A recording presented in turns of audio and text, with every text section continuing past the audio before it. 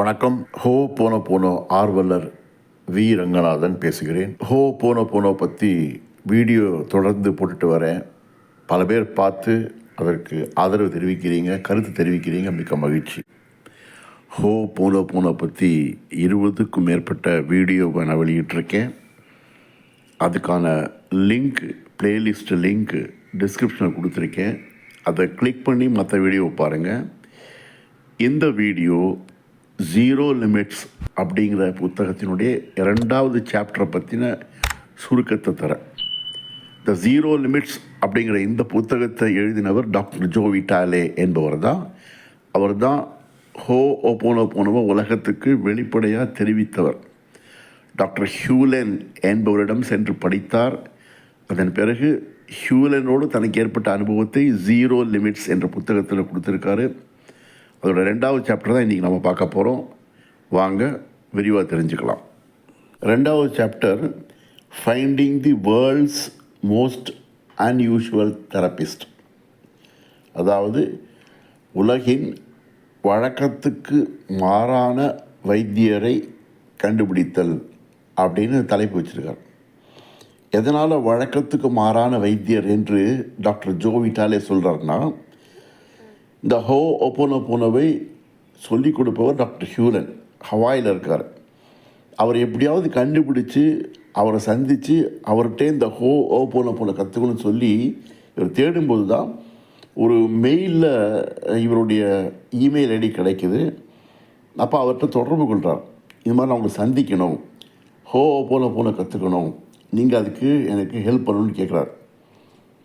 அதுக்கு பதில் வருது, டாக்டர் ஜோ அனுப்பிச்ச லெட்டருக்கு டாக்டர் ஹியூலன்ட்ட பதில் வருது. என்னென்னா, உங்கள் பிரச்சனை என்னன்னு மெயில் பண்ணுங்க, போதும் நான் இங்கேருந்து உங்களுக்கு சால்வ் பண்ணி கொடுக்குறேன் அப்படின்னு. ஜோ விட்டாலே ஆச்சரியமாக இருக்குது.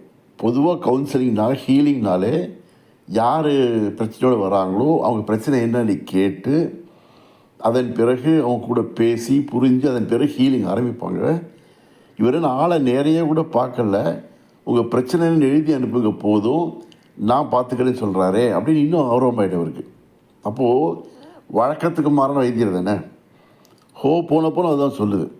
ஹோ போனப்போன்ற அடிப்படை என்னென்னா, உங்கள் என்ன பிரச்சனை இருந்தாலும் கூட அந்த பிரச்சனைக்கான தீர்வை வெளி உலகத்தில் பார்க்காதீங்க.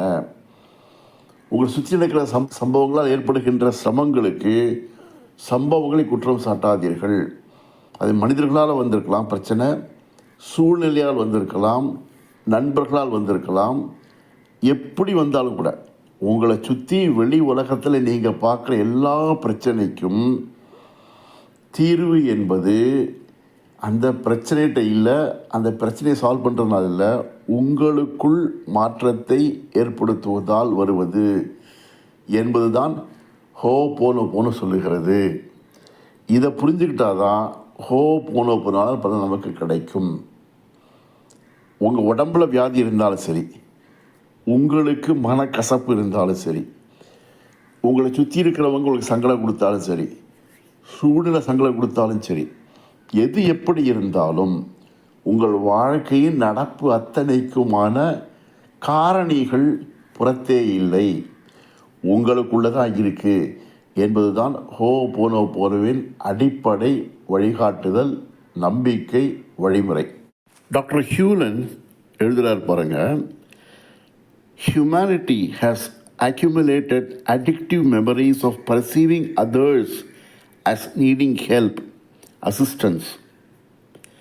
Self-identity through Ho'oponopono is about releasing these memories within our subconscious that replay perceptions that say that problems are out there, not within.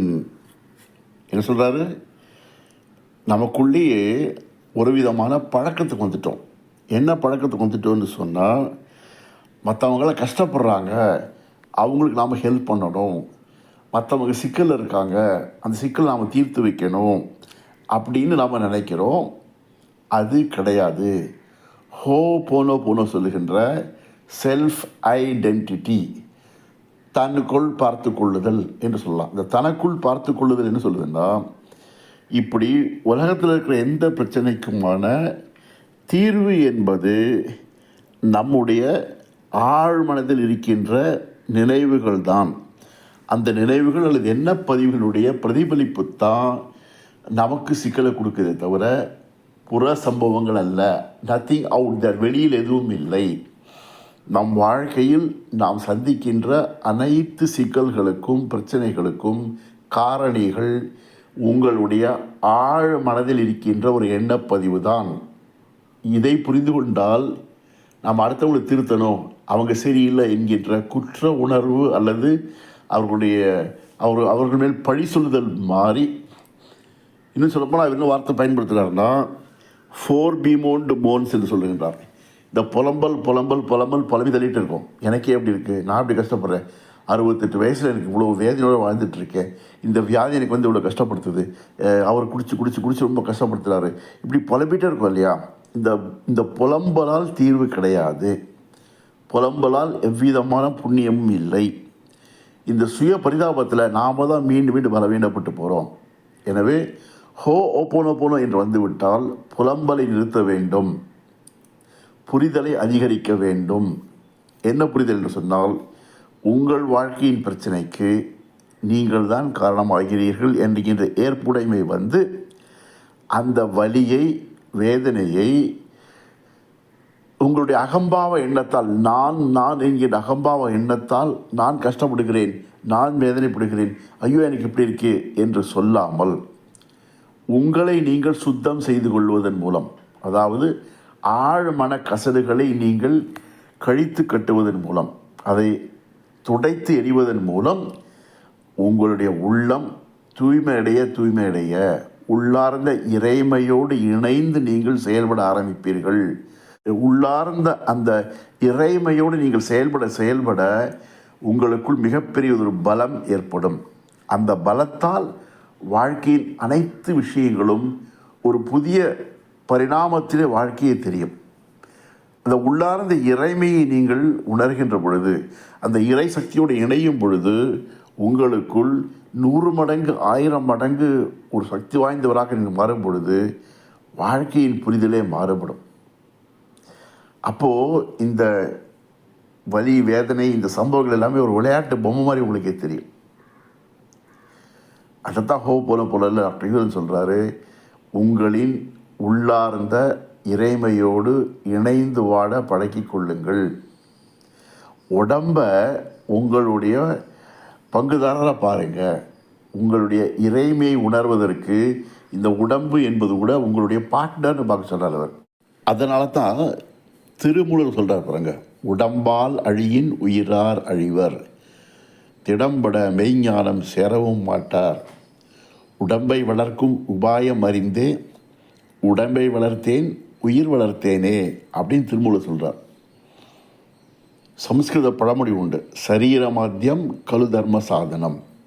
இந்த கலியுகத்தில் யோக சாதனைக்கு நம்முடைய உடம்பு தான் மிக உகந்த வழிமுறை அப்படின்னு சொல்லப்படுகிறது.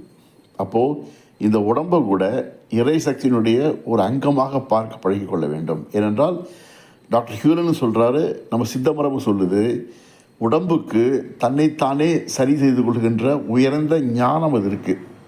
அந்த உயர்ந்த ஞானத்தை மறந்துட்டு தான் நாம் வெளியில் மாத்திரைன்னு சொல்லி நம்மளே நம்ம ஏமாற்றிட்டோம்.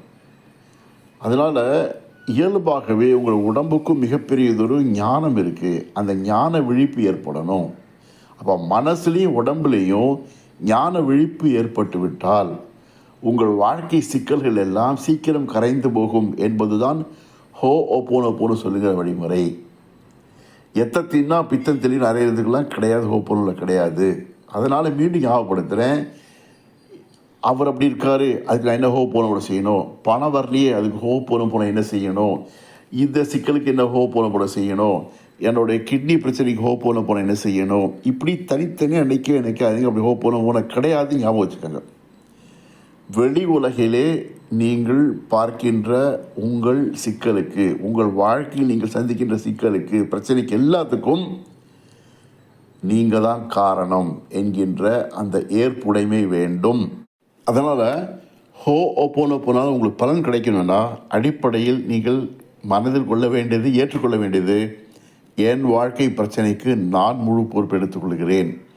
என்னை சுத்தம் செய்து கொள்வதன் மூலம் என் பிரச்சனையை கரைத்து விடுகிறேன் என்கின்ற அடிப்படையை, விதியை யாரெல்லாம் கடைபிடிக்கின்றீர்களோ அவர்களால் ஹோபோனோபோனோவால் அதீத பலன் பெற முடியும்.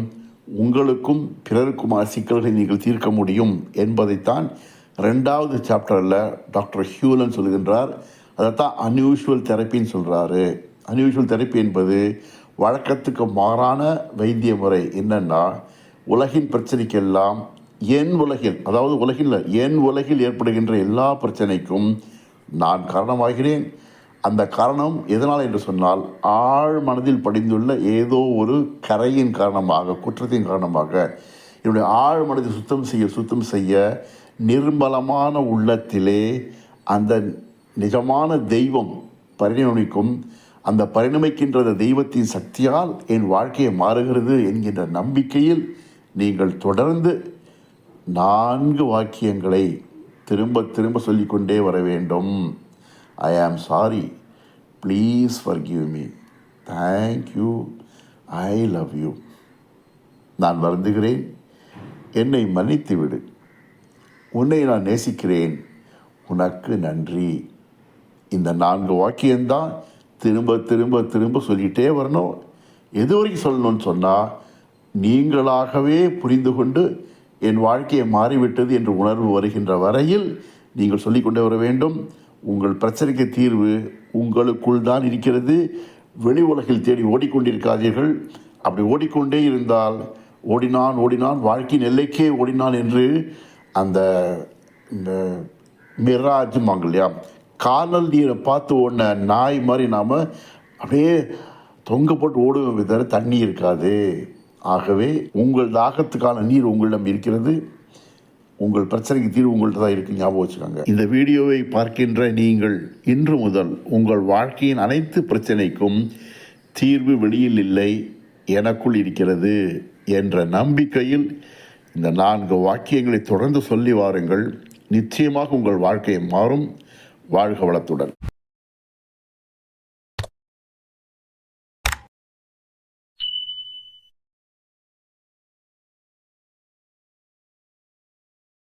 நம்ம வி ரங்கநாதன் விஆர் NLP சேனலை சப்ஸ்கிரைப் பண்ணுங்கள், லைக் பண்ணுங்கள், ஷேர் பண்ணுங்கள், கமெண்ட்ஸ் பண்ணுங்கள். மறக்காமல் பக்கத்தில் இருக்கிற பெல் பட்டனையும் டிங்குன்னு தட்டி விடுங்க.